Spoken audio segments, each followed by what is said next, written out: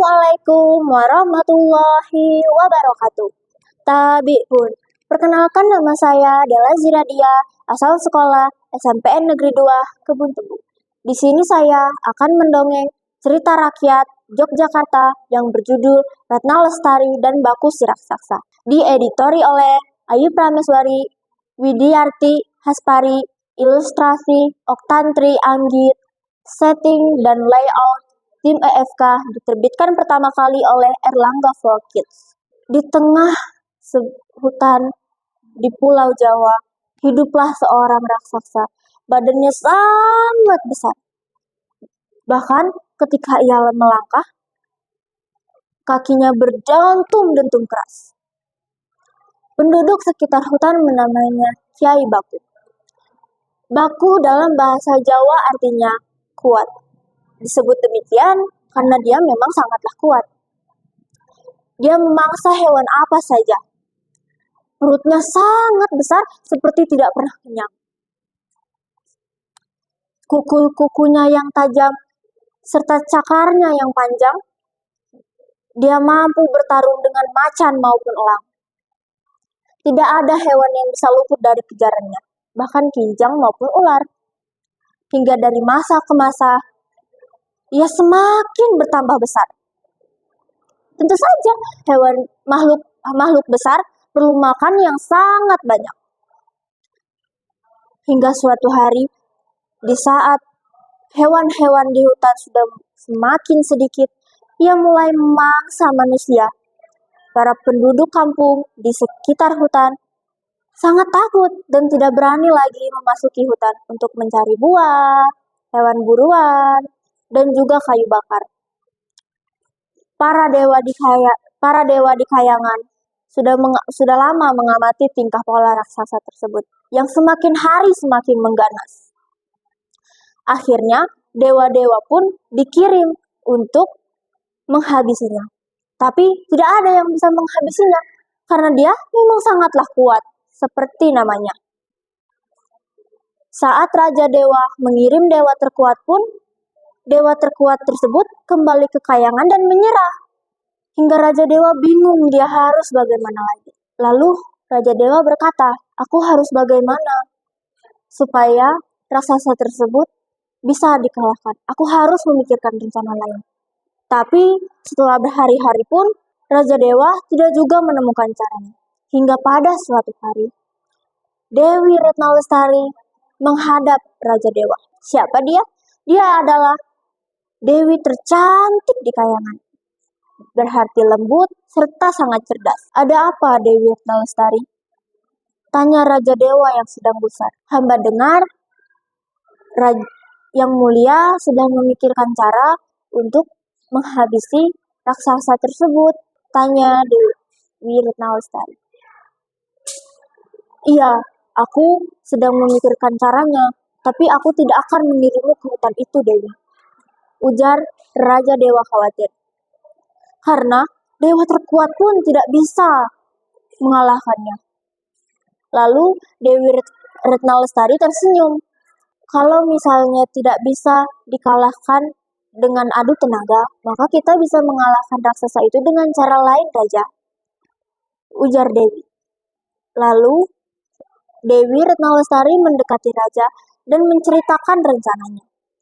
Setelah mendengarnya, Raja Dewa setuju.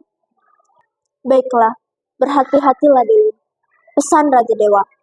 Lalu turunlah Dewi Ratna Lestari ke bumi, tepatnya di hutan tempat tinggalnya raksasa si Baku. Saat Dewi Ratna Lestari turun ke hutan itu, dia melihat hutan yang sangat lenggang sebab sudah tidak banyak hewan lagi. Dia hanya melihat beberapa ekor rusa yang sedang berteduh di bawah pohon besar di bawah sinar matahari yang terik. Dan juga dia melihat kelompok lainnya yang sedang minum di air sungai yang jernih. Lalu Dewi Ratna Lestari mendekati rumpunan bunga dan dia duduk di situ. Karena Dewi Ratna Lestari yakin bahwa raksasa akan ke sana karena di sana banyak sekali sisa-sisa rusa yang masih hidup. Benar saja, tidak lama terdengar suara kaki yang berdentum-dentum keras, serta bau busuk yang mengudara. Tidak lama, terlihatlah raksasa yang sangat besar. Raksasa itu menggeram.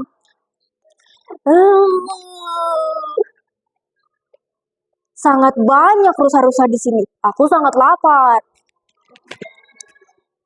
Lalu, saat dia akan mengejar rusa-rusa tersebut, raksasa melihat sesuatu yang menarik perhatiannya di rimbunan. Raksasa mendekati dan menyibak bunga itu, lalu menggenggamnya dan mengamatinya.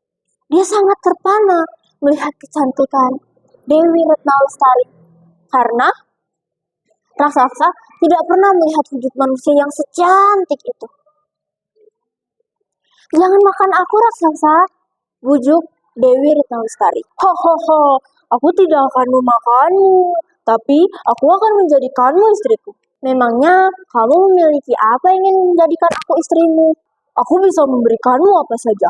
Janji raksasa. Lalu Dewi bertanya, apakah benar kamu bisa memberikanku apa saja? Iya, aku ini sangatlah kuat. Lalu Dewi Retna Lestari meminta, aku ingin sekali mengambil awan-awan senja itu. Mereka sangat cantik berwarna merah. Bisa, aku bisa mengambilkannya untukmu. Lalu raksasa menurunkan Dewi perlahan. Tapi Dewi Retna Lestari mencegahnya.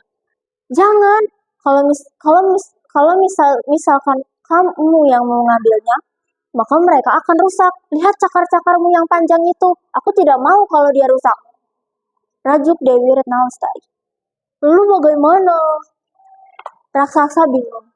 Dia tidak mungkin memotong cakar-cakarnya, karena cakar-cakar itu berguna untuk bertarung dengan mangsanya.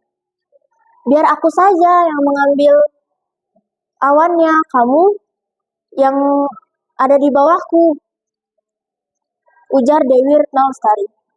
Baiklah kalau begitu. Lalu Dewi Retna Lestari menaiki punggung raksasa karena dia sudah menongkok dengan patuh. Tapi aku butuh batu untuk tunggangan kakiku agar lebih sampai. Baiklah, aku ini kan sangat kuat. Coba saja. Lalu Dewi Retna Lestari mengambil batu besar dan menaruhnya di atas punggung raksasa dinaiki. Tapi terus saja begitu karena raksasa mulai terasa sesak. Tapi raksasa malu mengakuinya. Dewi Retna Lestari berkata, apakah kamu sudah tidak kuat? Katanya kamu adalah raksasa terhebat. Iya, tidak apa-apa. Tapi tetap saja, saat tertimpa batu-batu yang sangat tinggi dan besar-besar itu, raksasa tidak bisa menahannya lagi. Tunggu sebentar ya, aku menunggu langitnya lebih merah, ujar Dewi Retna Lestari. Baiklah, tapi jangan lama-lama, ujar raksasa yang sudah tidak sabar menahan rasa sakit.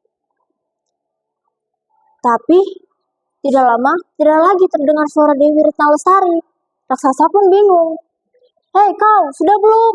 Hei, kenapa kau tidak menjawab? Hei. Raksasa terus saja berteriak memanggil-manggil Dewi Retna Lestari. Tapi Dewi Retna Lestari tidak pernah muncul, dan akhirnya raksasa sadar bahwa dia telah ditipu. Dewi Retna Lestari pun kembali ke kayangan dan melapor bahwa dia sudah mengalahkan raksasa dan tidak akan ada lagi raksasa yang meresahkan warga. Tidak lama, batu-batu yang menimpa raksasa itu berubah menjadi 2 gunung yang disebut Gunung Merapi. Sekian dari saya. Wassalamualaikum warahmatullahi wabarakatuh.